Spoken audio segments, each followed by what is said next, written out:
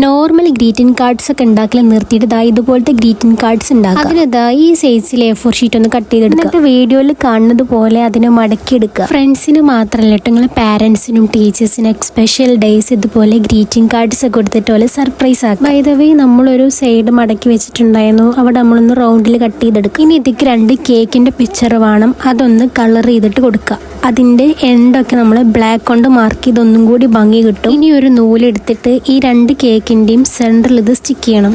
നമ്മൾ ആദ്യം ഉണ്ടാക്കി വെച്ച കാർഡിന്റെ മുകളിലും താഴെയായിട്ട് ഈ കേക്കിന് ഒട്ടിക്കണം. ബാക്കി വരുന്ന ഭാഗങ്ങൾ കട്ട് ചെയ്യാം. ഇനി നിങ്ങളെ ഇഷ്ടത്തിന് ഇതിമ കുറച്ച് അലങ്കാര പണികളൊക്കെ ആവാം. ഞാൻ പേപ്പർ ഈ ഒരു ഡിസൈനിൽ കട്ട് ചെയ്തിട്ട് ബ്രഷ് പെന്ന് കൊണ്ട് ജസ്റ്റ് ഒന്ന് പെയിന്റ് ചെയ്യാണ്. എന്നിട്ട് ഞാൻ ഈ ഭാഗത്ത് സെൻട്രലായിട്ടൊന്ന് ഒട്ടിക്കുന്നുണ്ട്. ഇനി നമുക്ക് എഴുതാനുള്ള കാര്യങ്ങളൊക്കെ എഴുതാം. ഞാൻ ഹാപ്പി ബർത്ത്ഡേ എന്നാണ് എഴുതുന്നത്.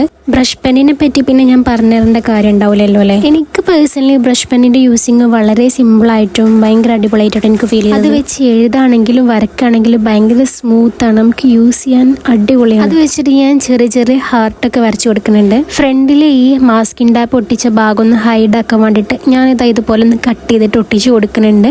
അതിന് ഇതുപോലെ ചെറിയ ഡിസൈൻ കൊടുക്കുന്നുണ്ട്. നിങ്ങളെ ഇഷ്ടത്തിന് നിങ്ങൾക്കും എന്ത് ഡിസൈൻ ഇതിൽ നമുക്ക് ആഡ് ചെയ്യാൻ പറ്റും.